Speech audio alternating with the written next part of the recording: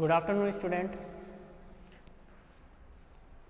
BSc final year का ये book है इकोलॉजी एंड एनवायरमेंटल बायोलॉजी, जो कि अपन काफ़ी दिनों से पढ़ रहे हैं। काफ़ी कुछ पढ़ा, काफ़ी कुछ सीखा। बायोटेक फैक्ट्री से स्टार्ट किया था, इकोसिस्टम से स्टार्ट किया था।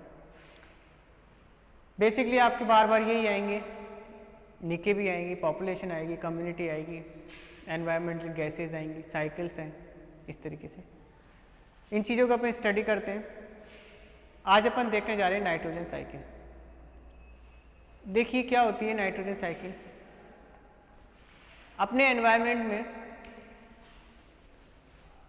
जैसा कि मैंने आपको बताया था, कल बता दिया था पहले वीडियो में, कि आपके एनवायरनमेंट में नाइट्रोजन फ्री फॉर्म में रहती है। किस फॉर्म में? फ्री फॉर्म में, यानी N2 के फॉर्म में, जो कि फ्री फॉर्म में कोई भी एब्जॉर्ब नहीं करता, यूजलेस है। Is that clear? तो इसका फिक्सेशन होता है। फिक्सेशन, नाइट्रोजन फिक्सिंग बैक्टीरिया होते हैं जो नाइट्रोजन को फिक्स करते हैं, यानी चेंज करते हैं, किसी के साथ अटैच करते हैं। तो नाइट्रोजन को ऑक्सीजन के साथ रिएक्शन कराई जाती है और NO2 या फिर NO3 का फॉर्मेशन होता है। यानी N2 के फॉर्म में तो एब्जॉर्ब नहीं किया जाएगा प्लांट के थ्रू, नहीं है ना, प्लांट के थ्रू, और प्लांट से फिर एनिमल में पहुंचेगा। एटमॉस्फेरिक एयर की नाइट्रोजन को, जो कि 78% है मैक्सिमम क्वांटिटी में नाइट्रोजन है, वो एनिमल में पहुंचती है प्लांट के थ्रू। अरे नाइट्रोजन अपनी बॉडी में कैसे पहुंचेगी? प्लांट के थ्रू, ठीक है। किस फॉर्म में? प्लांट में किस फॉर्म में? प्रोटीन। अरे प्रोटीन है ना, प्रोटीन में नाइट्रोजन है। तो जो आपके नाइट्रोजन सब्सटेंस से बने हुए प्रोटीन्स हैं, अमीनो एसिड हैं, ये सारे क्या है? नाइट्रोजन बेसिस है। तो नाइट्रोजन बेसिस के थ्रू, तो ये कहाँ मिलेगा? इनऑर्गेनिक सब्सटेंस किससे मिलेगा? में प्लांट से। और तो क्या खाते हैं? एनिमल खाते हैं, एनिमल से मिल जाएगा। प्लांट से एनिमल में पहुंचता है। एनिमल नाइट्रोजन को बाहर किस फॉर्म में निकालता है? फीकल के फॉर्म में, यूरिन के फॉर्म में, अमोनिया के फॉर्म में। यूरिन में अमोनिया होता है, यूरिया या फिर यूरिन के फॉर्म में, अमोनिया के फॉर्म में, जो एक्वाटिक एनिमल होते हैं। डेड एनिमल हो जाते हैं, खत्म हो जाते हैं, डेथ हो जाती है। उन एनिमल का डिकम्पोजिशन होता है बैक्टीरिया के थ्रू, तब अमोनिया या फिर इनऑर्गेनिक नाइट्रोजन रिलीज कर दी जाती है सॉइल में, अमोनिया के फॉर्म में। अब अमोनिया आपकी सॉइल में आ गई। अरे यूरिन कर दिया आपने सॉइल में, सॉइल में आपकी अमोनिया आ गई। एक्वाटिक एनिमल से भी, वाटर से सीधी सॉइल के अंदर आपके अमोनिया आ गई। अमोनिया पे क्या करेंगे? बैक्टीरिया वर्क करेंगे और इस अमोनिया को NO2 नाइट्रेट में कन्वर्ट कर देंगे, ठीक है। ये फ्री फॉर्म में बैक्टीरिया है सॉइल में। NO2 को NO नाइट्राइट में कन्वर्ट किया जाएगा। हाँ, NO2 नाइट्राइट को नाइट्रेट में कन्वर्ट कर देंगे, NO3 में। इस NO3 को डीनाइट्रिफिकेशन के थ्रू, ये जो काम होगा, ये आपके nitrogen fixing bacteria, nitrogen fixing bacteria के थ्रू होगा। क्लियर है? नाइट्रोजन फिक्सिंग बैक्टीरिया के थ्रू ये नाइट्राइट से नाइट्रेट में कन्वर्ट होगा, जो कि आपके लेग्यूमिन क्यूलोसी के जो प्लांट्स हैं, लेग्यूमिनो क्यूलेसी, ठीक है। लेग्यूम कुल के जो प्लांट्स होते हैं, उसके अंदर नाइट्रोबैक्टीरिया पाए जाते हैं। क्या पाए जाते हैं? नाइट्रोबैक्टीरिया। ये नाइट्रोबैक्टीरिया नाइट्रोजन फिक्सिंग का वर्क करते हैं, NO2 को NO3 में कन्वर्ट कर देते हैं। इस NO3 को डीनाइट्रिफिकेशन होता है। देखो क्या होता है, सॉइल में उन्होंने नाइट्रोजन को नाइट्रिफिकेशन कर दिया, ठीक है। और जब NO3 जो है उसको प्लांट ने यूज कर लिया, यूटिलाइज कर लिया, ठीक है। इन बैक्टीरिया ने तो नाइट्रोजन फिक्सिंग का काम कर दिया। कुछ ऐसे बैक्टीरिया होंगे जो नाइट्रोजन को, नाइट्रेट को या नाइट्राइट को फ्री फॉर्म की नाइट्रोजन में कन्वर्ट कर देंगे। अरे एनवायरमेंटल में नाइट्रोजन फ्री फॉर्म में जाना जरूरी है ना। तो जो आपके डीकम्पोजर है बैक्टीरिया होते हैं मेनली, ठीक है, जो डीकम्पोजर बैक्टीरिया होते हैं वो भी क्या करते हैं, जो बाइंडिंग फॉर्म में इनऑर्गेनिक सब्सटेंस के फॉर्म में आपके जो नाइट्रोजन प्रेजेंट है उसको क्या करते हैं, ब्रेक डाउन करके फ्री फॉर्म में कन्वर्ट कर देते हैं। इसी तरीके से नाइट्रिफिकेशन बैक्टीरिया के थ्रू आपके नाइट्रोजन फ्री फॉर्म में कन्वर्ट कर दिया जाएगा। फिर वापस सॉइल में आ जाएगी बैक्टीरिया नाइट्रोजन फ्री फॉर्म की। अब सॉइल में आने के बाद कौन एब्जॉर्ब करेगा इसको, इस सॉइल में आ गई, मान लो इसको सॉइल में लिख देते हैं, इसको प्लांट यूज कर लेंगे, प्लांट यूज करेंगे प्रोटीन फॉर्मेशन के लिए, प्लस कुछ एटमॉस्फेयर में चली जाएगी। अब ये एटमॉस्फेयर की यहां पर देखो, वही काम यहां पर दिखा रहे हैं प्लांट में। एटमॉस्फेरिक की नाइट्रोजन एक तो इस तरीके से सॉइल में आती है, एक तो ये साइकिल है इस फॉर्म में आपके पास सॉइल में आएगी, क्लियर है, और एक डायरेक्ट बारिश हो जाए, बारिश में भी आपके वाटर के साथ आपके डायरेक्ट एटमॉस्फेयर से आपके सॉइल में आती है। और सॉइल में ये जो नेगुलसी के जो प्लांट हैं इसमें नोड्स होते हैं, इस नोड्यूल्स के अंदर, रूट नोड्यूल्स के अंदर बैक्टीरिया प्रेजेंट होते हैं, नाइट्रोफिक्सिंग बैक्टीरिया, जो कि नाइट्रोजन N2 को NO3 नाइट्राइट कन्वर्ट करने का काम करते हैं। देख लीजिए एक बार,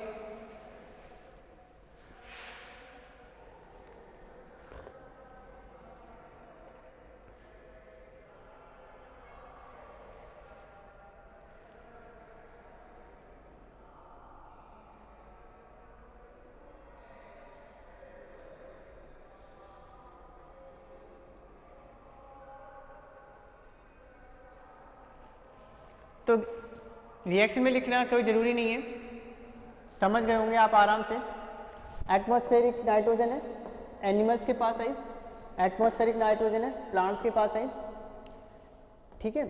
एनिमल ने क्या किया, एटमॉस्फेरिक प्लांट से आई जस्ट एनिमल के पास, एनिमल ने अमोनिया को बाहर निकाला अपनी बॉडी से, कुछ डेड एनिमल ने नाइट्रोजन को उसकी बॉडी से निकाल लिया डिकम्पोजिंग करके। NH3 ने को बैक्टीरिया ने वर्क किया NH3 पे, और NH3 को नाइट्रिफिकेशन बैक्टीरिया ने आप क्या कर दिया, NH3 को NO2 में कन्वर्ट कर दिया, NO2 को Na3 में कन्वर्ट किया गया। अब Na3 को प्लांट ने यूज कर लिया, ठीक है, जैसा कि यहाँ हुआ, Na3 को प्लांट ने यूज कर लिया, बाकी Na3 को क्या किया, डीनाइट्रिफिकेशन के थ्रू फ्री फॉर्म में नाइट्रोजन कर दिया और फिर प्लांट के थ्रू पहुँच गए। तो इस तरीके से ये होता है कंप्लीट। रब कर दें,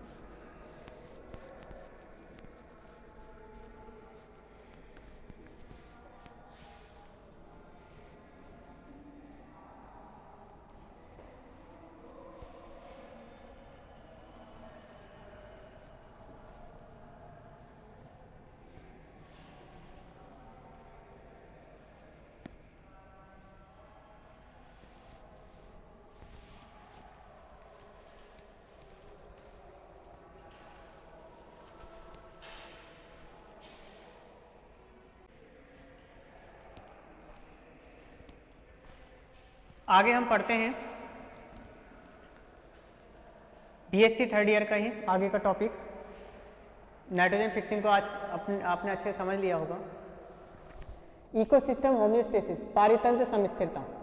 देखिए, पारितंत्र यानी इकोसिस्टम, समस्थिरता का मतलब होता है, एक बात बताओ, जब हम समस्थिरता की बात करते हैं तो दो तीन चीजें बताना आप। फर्स्ट, पॉपुलेशन क्या होती है?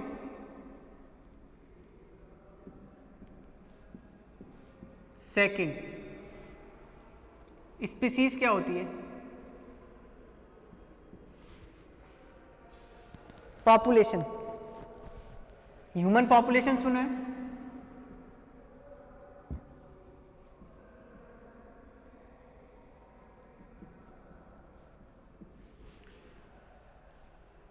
प्रकृति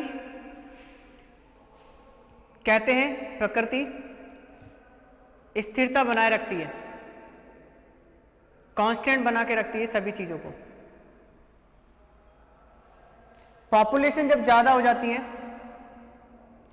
तो पॉपुलेशन को भी कंट्रोल करने का काम होना चाहिए, कंट्रोल करने का काम होता है। जैसे ये वायरस आया है, क्यों आया? पॉपुलेशन कंट्रोल करने के लिए। क्यों?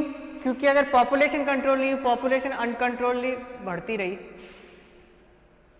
तो प्लांट का जो अपना जो फूड सोर्स है वो फूड सोर्स कैसा है? लिमिट का है। एक चीज हमेशा याद रखना, कोई भी चीज बायोमास से ज्यादा नहीं बढ़ सकती।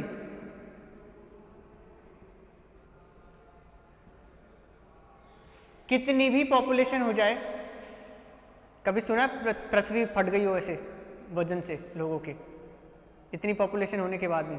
क्यों? क्योंकि पृथ्वी में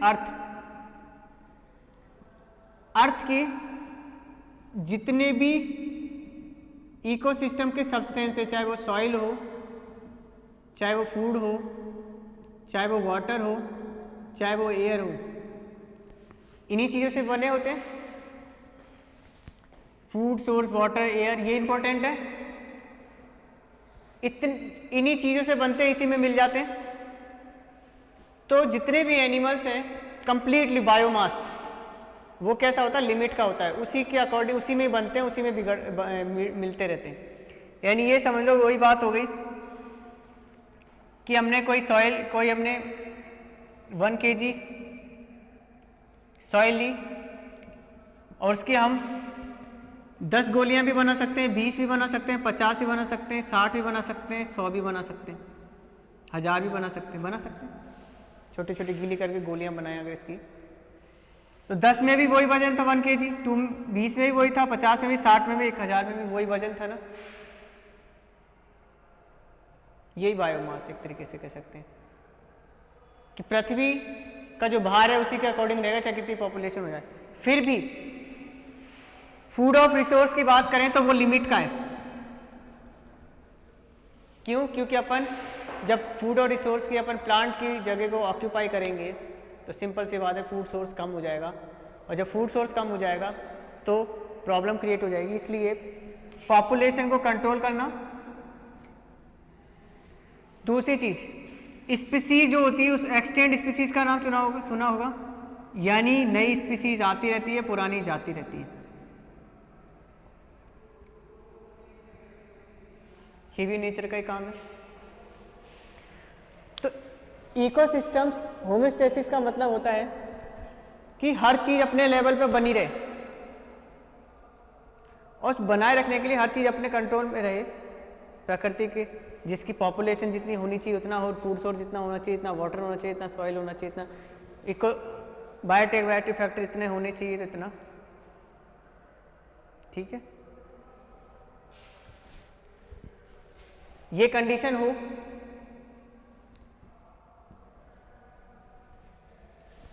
समस्थिरता बनाए रखती है। समस्थिरता कैसे बनती है? पॉपुलेशन की समस्थिरता कैसे बनती है पढ़ा चुके हैं अपन। फूड सोर्स की बात करें तो प्रोड्यूसर प्लांट, प्लांट पे प्राइमरी, सेकेंडरी, टर्सरी, हायर, यही उपभोक्ता होते हैं, कंज्यूमर होते हैं। अब मान लो प्राइमरी की, जैसे मान लो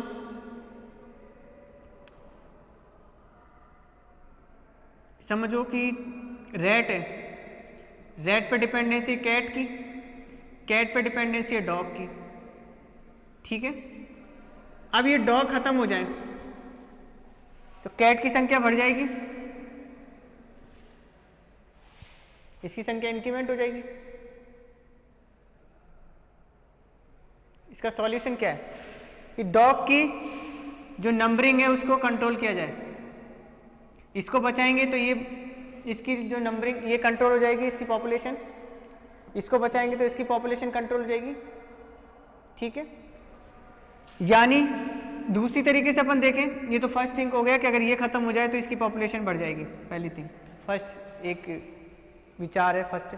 सेकंड थिंग अगर अपन देखें कि डॉग क्या करता है, कैट की पॉपुलेशन को कंट्रोल करता है और कैट रैट की पॉपुलेशन को कंट्रोल करती है।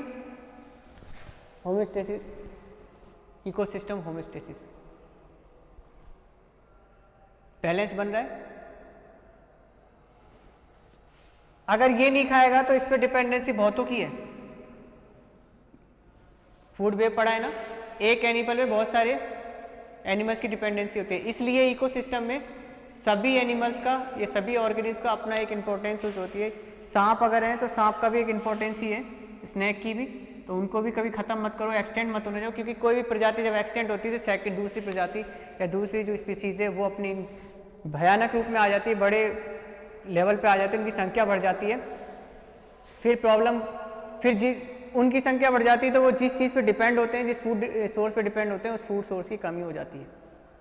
ठीक है, इकोनॉमिक्स में भी ऐसे ही होता है, पढ़ा हो तो ये रब कर दें, आगे चलें।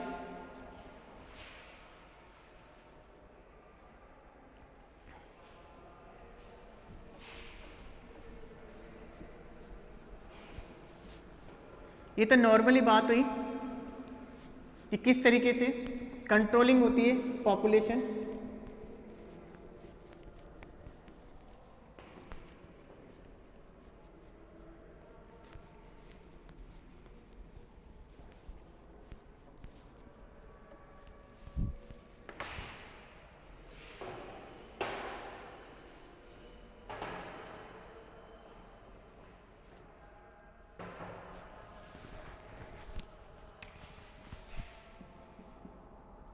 Type of ecosystem,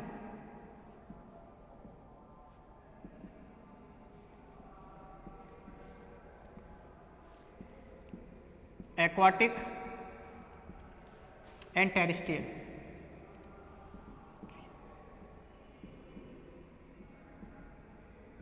ecosystem, aquatic ecosystem.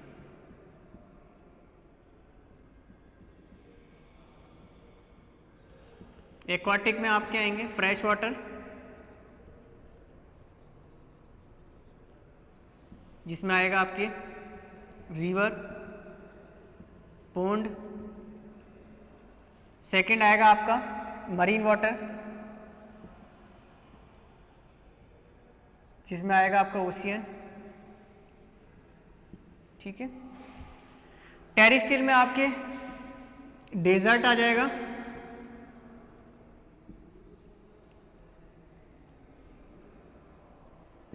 Mountain का आ जाएगा,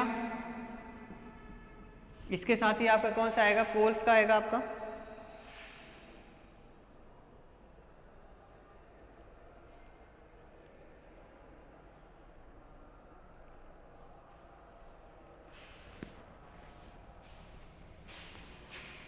grass ecosystem,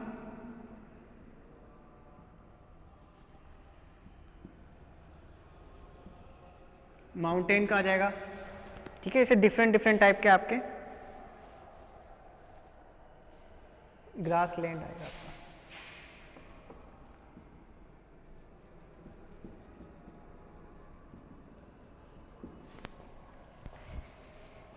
type of ecosystem, जैसा कि अपन ने एक पोंड इकोसिस्टम की पोंड की तो अपन ने बात कर ली थी। कंप्लीटली अर्थ पे डिफरेंट डिफरेंट टाइप के इकोसिस्टम है। अच्छा एक बात बताइए, डिफरेंट डिफरेंट टाइप के इकोसिस्टम में क्या डिफरेंशिएशन है, उससे सिमिलरिटी क्या है? एक्वाटिक इकोसिस्टम और टेरेस्ट्रियल इकोसिस्टम में डिफरेंशिएशन क्या है? मोटा मोटा डिफरेंशिएशन ये वाटर का है, ये टेरेस्ट्रियल का है। ठीक है, ये तो क्या एक मोटे लेवल पे देखा जाए तो डिफरेंशिएशन। सिमिलरिटी क्या है, बाकी डिफरेंशिएशन क्या है, यहाँ का टेम्परेचर डिफरेंट होगा, यहाँ के एनिमल्स डिफरेंट होंगे। अडेप्टेशन यहाँ डिफरेंट होगी। एनवायरमेंटल कंडीशन डिफरेंट होंगी। सिमिलरिटी क्या है, सिमिलरिटी है एबायोटिक फैक्टर यहाँ भी है, एबायोटिक फैक्टर यहाँ भी है, बायोटिक फैक्टर यहाँ भी है, बायोटिक फैक्टर यहाँ भी है। कोरिलेशन यहाँ भी चल रहा है, कोरिलेशन यहाँ भी चल रहा है। पॉपुलेशन यहाँ है, कम्युनिटी यहाँ है, स्पीसीज यहाँ है, पॉपुलेशन कम्युनिटी स्पीसीज यहाँ है। सॉइल है, यहाँ पर भी है, प्लैंकटन है, यहाँ पर भी स्मॉल एनिमल्स, प्लांट यहाँ भी है, यहाँ भी है, ऑर्गेनिज्म यहाँ है, सिमिलरिटी। ठीक है, अब ये तो आप लोग जानते हैं रिवर की इकोसिस्टम अलग होगा, थोड़ा सा पॉन्ड का अलग होगा, ओशियन का अलग होगा, क्योंकि मरीन वाटर एक आपका सॉल्टी वाटर है, तो उसके अकॉर्डिंग फिश वगैरह एनिमल्स अलग होंगे। पॉन्ड और रिवर के फ्रेश वाटर एनिमल्स हैं तो उसके थोड़ा सा चेंजेस होगा।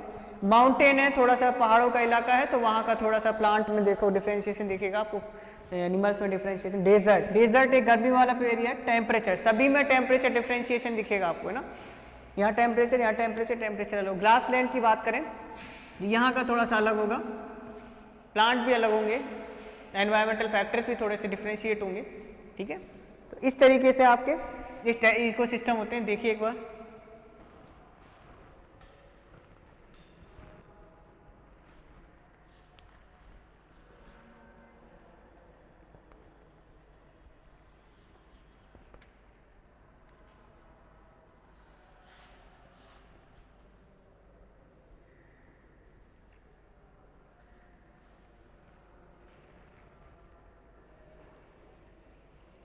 देखा, रब कर दें इसको।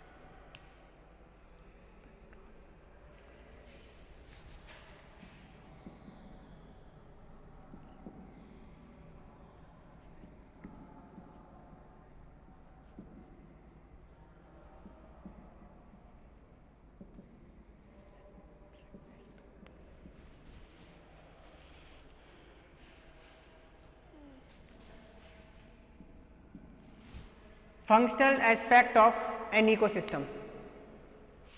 ठीक है,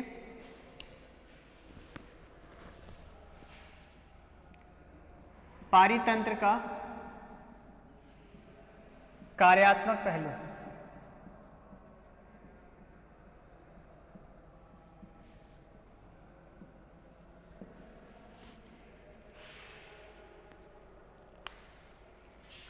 कार्यात्मक पहलू जिसमें functional aspect of an ecosystem, पारितंत्र का कार्यात्मक पहलू, यानी पारितंत्र में कौन कौन सी चीजें इन्वॉल्व हैं और कौन कौन सी चीजें आप इकोसिस्टम में इफेक्ट डालते हैं कि आपके इकोसिस्टम को बनाने में।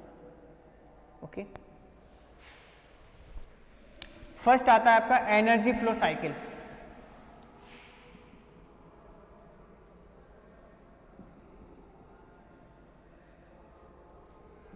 Energy flow cycle, energy flow अपन ने इससे पहले पढ़ा था। क्या होता है एनर्जी फ्लो और साइकिल क्या होती है? एनर्जी फ्लो एक है और एनर्जी फ्लो साइकिल एक और रिवाइज कर देते हैं थोड़ा सा। सनलाइट है, एनर्जी सोर्स सबसे बड़ा एनर्जी सोर्स है आपका सनलाइट।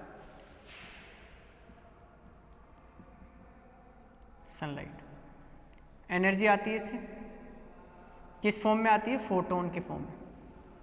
फोटोन जानते हो, ऊर्जा पैकेट्स, ऊर्जा बंडल। कौन एब्जॉर्ब करता है इसको? Plants and tree. First energy को एब्जॉर्ब करने वाला सोर्स। ये जो वेव जी या एनर्जी आ रही है फोटोन के फॉर्म में आ रही है या फिर कहें वेव के फॉर्म में,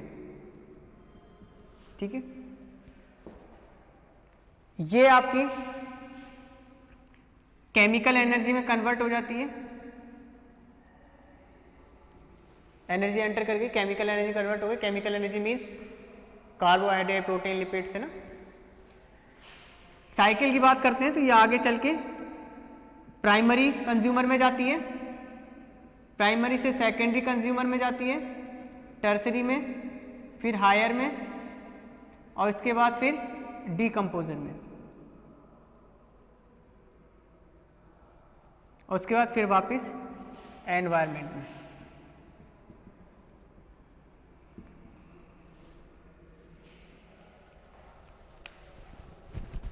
देखिए जैसा कि मैंने पहले बताया, एनर्जी कोई मार्केट में मिलने वाली चीज़ तो है नहीं, ना इसको कहीं बना सकते हैं। एनर्जी सिर्फ चेंज होती है।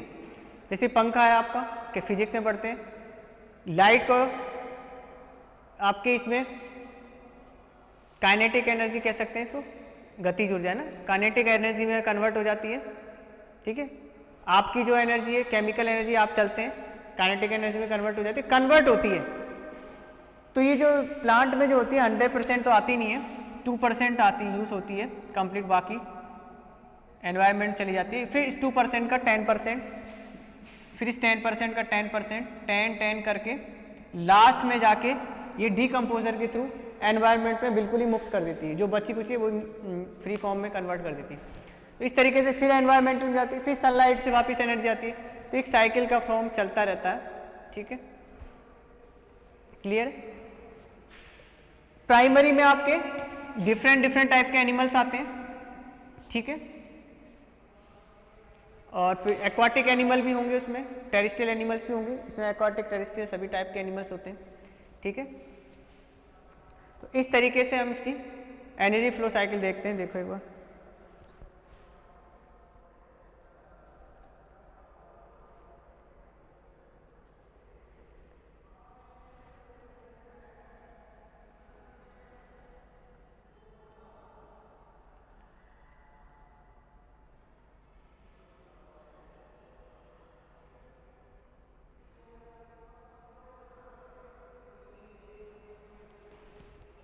क्लियर है।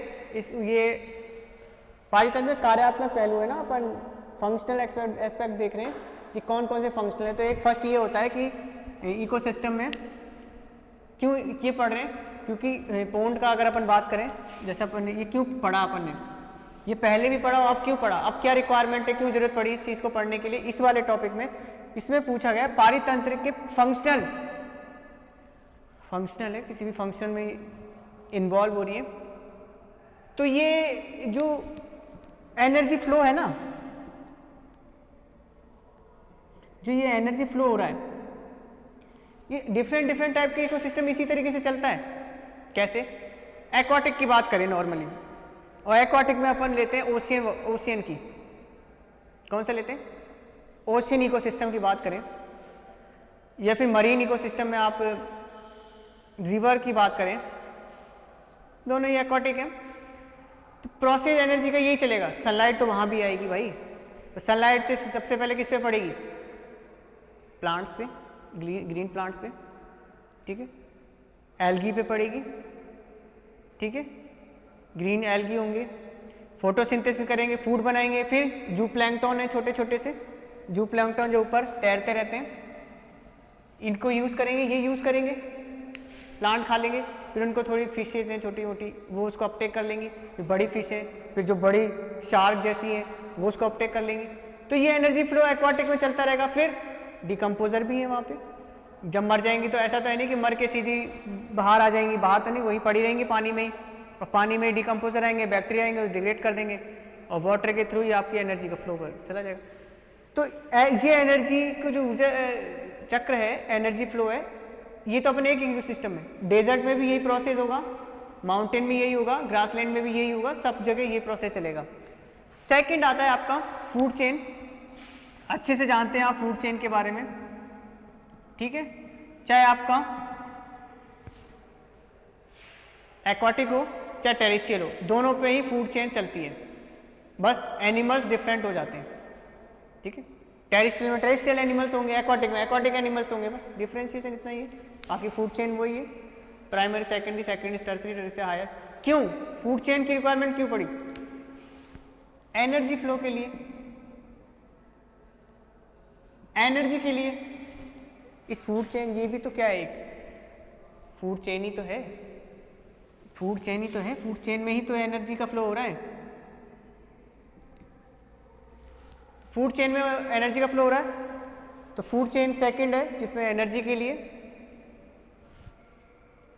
Chemical energy, basically chemical energy को यूज कर रहे हैं अपन, है फूड चेन में जो यूज होती है कौन सी? Chemical energy, just like a protein, lipids, carbohydrate, ठीक है, अमीनो एसिड्स, अदर सब्सटेंस, देख लो एक बार।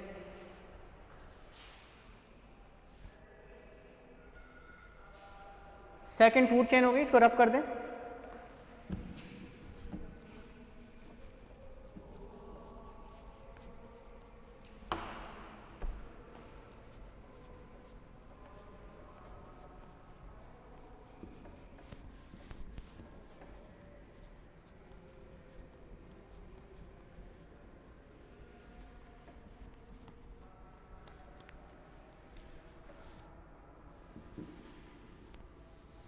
थर्ड नंबर का बायोजियोकेमिकल साइकिल, जो अभी अच्छे से पढ़ा है अपन ने कल।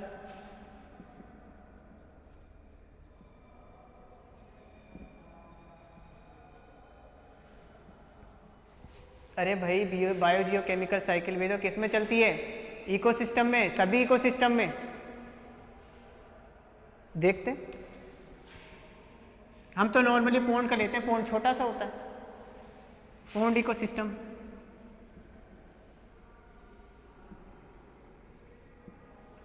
वाटर होगा इसमें, बताते जाना क्या क्या होगा, पढ़ा है अपन ने।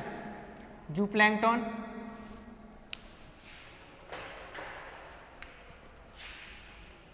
जूप्लैंक्टन,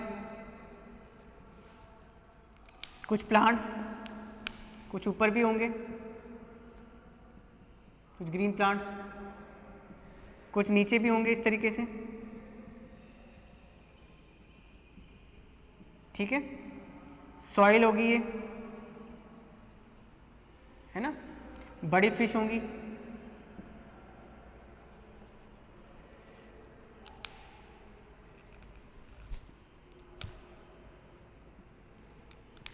बड़ी फिश होंगी आपकी,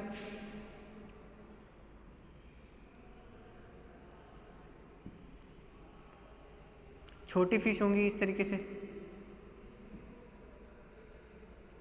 सनलाइट आएगी इसमें, और क्या होगा, बड़ी होगी, छोटी होगी, प्लांट, जूप्लैंक्टन हो गए, एल्गी होंगी प्रेजेंट। अब देखो पोंड का इकोसिस्टम में बायोजियोकेमिकल साइकिल कैसे चलती है। देखो वाटर की साइकिल तो सिंपल है, आप जानते हैं, वाटर साइकिल, भाप बनती है, ऊपर उड़ती है, फिर बारिश होती है, फिर भाप बढ़ती है, तो ये तो प्रोसेस चलता रहता है ना। वाटर साइकिल, H2O साइकिल तो चलती रहती है। ऑक्सीजन साइकिल सिंपल सी बात है, जैसे पढ़ा है, O2 आएगी किसके थ्रू? वाटर के थ्रू, डिसोल्व करेंगे, ठीक है, और फोटो किस में, रेस्पिरेशन में इंटर पार्टिसिपेट करेगी ऑक्सीजन, फिर वो फूड का डिग्रेडेशन होगा, एनर्जी फ्लो होगी, फिर वापस ये प्रोसेस ऑक्सीजन का चलता रहेगा। फोटोसिंथेसिस और रेस्पिरेशन, फोटोसिंथेसिस रेस्पिरेशन सब भी चलेगा, प्लांट है, फोटोसिंथेसिस चलेगा, रेस्पिरेशन भी चलेगा, ठीक है, दोनों चीज़ें। तो इस तरीके से O2 साइकिल, CO2 साइकिल भी चलती है।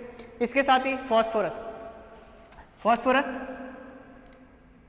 पता है आपको, यहाँ माउंटेन होते हैं पास में, ठीक है, माउंटेन, और माउंटेन में बारिश होती रहती है, और बारिश से क्या होते हैं, ये फॉस्फोरस टूट टूट के सॉइल में मिलती रहती है, ठीक है।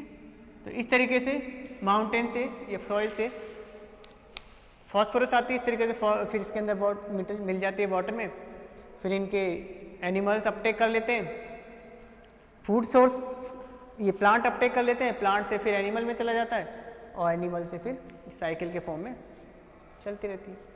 ठीक है, ऐसे ही सल्फर का, सल्फर साइकिल SO2 H2S बनती रहती है। इसके साथ ही नाइट्रोजन साइकिल, नाइट्रो फिक्सिंग ये प्लांट के थ्रू हो जाती है। तो इस तरीके से सभी biogeochemical cycle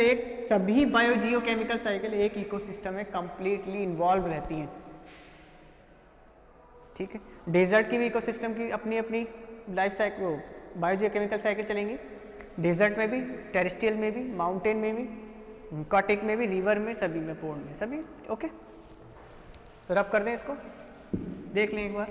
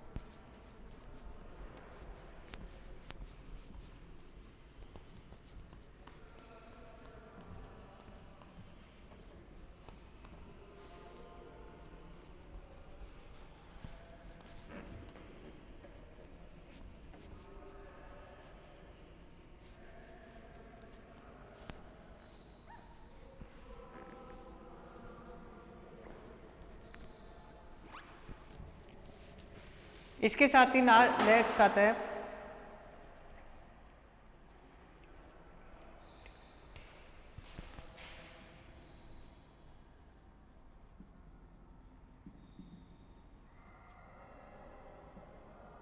control, cybernetics control.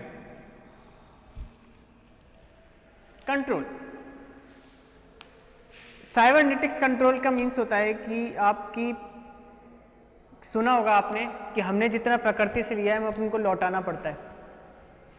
ठीक है, जितना हम अपटेक करते हैं हमें कर्ज चुकाना पड़ता है, हमको सब कुछ देना पड़ता है वापिस, जितना हम लेते हैं उतना देते हैं।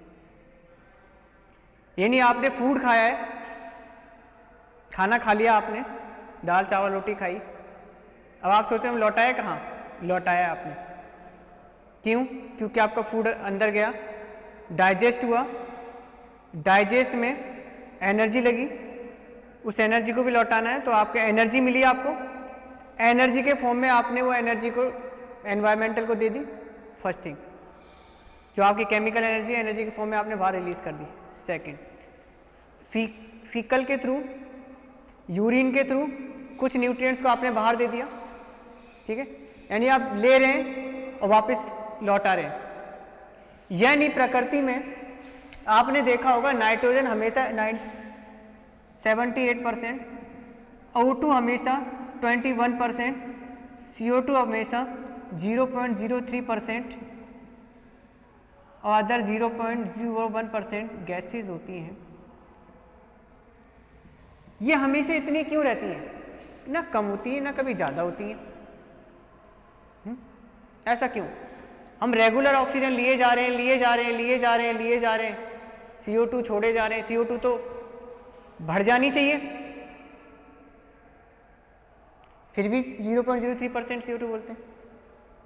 वैसे तो बढ़ जाती है ना आजकल, जो फैक्ट्रीज वगैरह है उससे, तो ये चीज, वो चीज़ अलग है, वो तो अपन अपने स्वार्थ के लिए बना रहे हैं,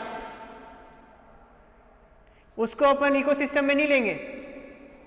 इकोसिस्टम में आपके फैक्ट्रीज अपने द्वारा बनाई गई चीज़ें, अपने मेड बाय ह्यूमन, उसको इंक्लूड नहीं करते हैं। मेड बाय एनवायरनमेंट, जो एनवायरनमेंट ने बना दिया है उसी को ही इकोसिस्टम में लेंगे। ऐसा नहीं, आप फैक्ट्रीज को भी ले रहे हैं,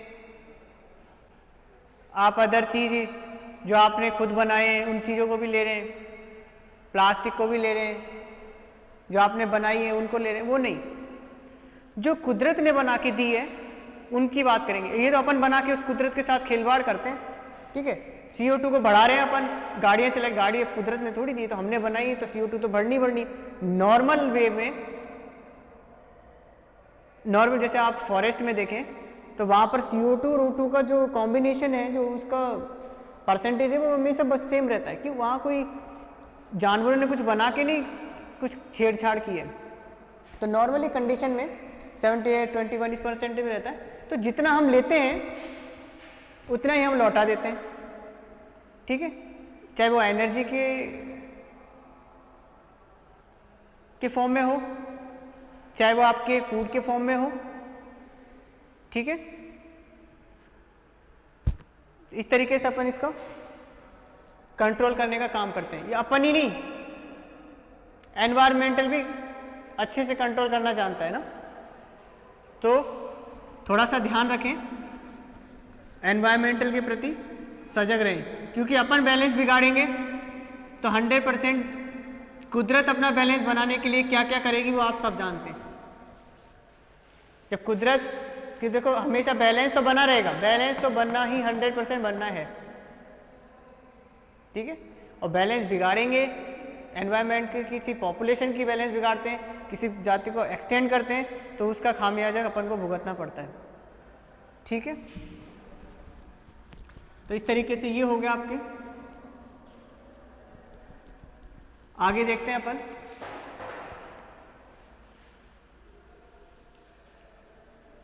काइंड्स ऑफ प्रोडक्टिविटी।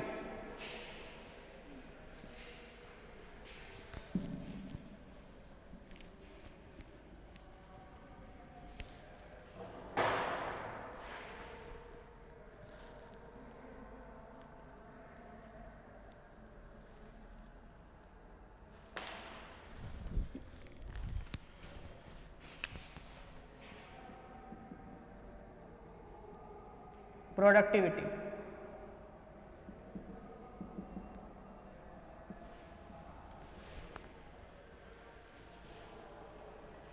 उत्पादकता के प्रकार।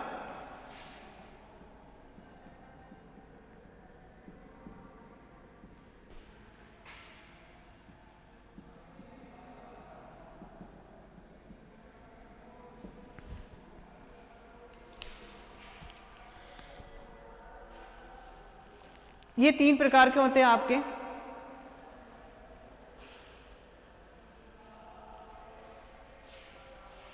टोटल प्राइमरी प्रोडक्टिविटी,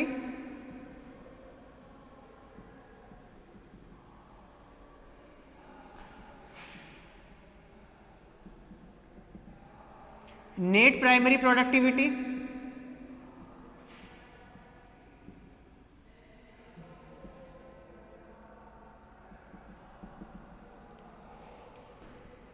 और थर्ड नेट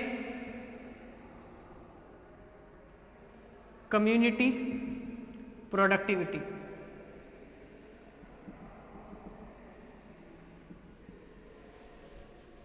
अब ये क्या चीज आ गई, नई चीज, कि total primary productivity, net primary productivity, net community productivity. सोचो क्या हो सकती है। टोटल प्राइमरी प्रोडक्टिविटी यानी प्लांट्स के द्वारा बनाया गया जितना भी फूड है, ठीक है, जितना भी फूड बनाया है जो कि आपके केमिकल एनर्जी के फॉर्म में, वो आपका किस में आएगा, total primary productivity. Net primary productivity का मतलब है कि मान लो किसी एनिमल ने प्लांट को खाया, अदर एनिमल ने खाया, सबका पेट भर गया, उसके बाद जो स्टोर फूड बचा है वो आपका नेट प्राइमरी प्रोडक्टिविटी में आता है। कम्युनिटी मतलब, कम्युनिटी जानते ही हैं, पॉपुलेशन, डिफरेंट टाइप की पॉपुलेशन से मिलकर कम्युनिटी बनती है।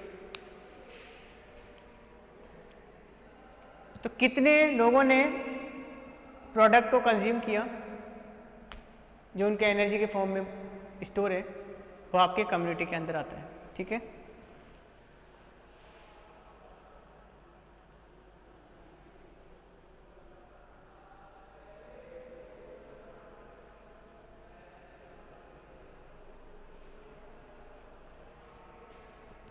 प्राइमरी टोटल प्लांट के थ्रू बनाया गया। सेकंड, नेट में आपकी स्टोर नहीं, आपके इसमें भी टोटल बनाया जाएगा, टोटल। लेकिन इसमें क्या होगा, जितने भी आपके प्लांट्स हैं उस फोटोसिंथेसिस के थ्रू जो बना है प्रोडक्ट, वो आपका नेट प्राइमरी प्रोडक्टिविटी हो जाएगा।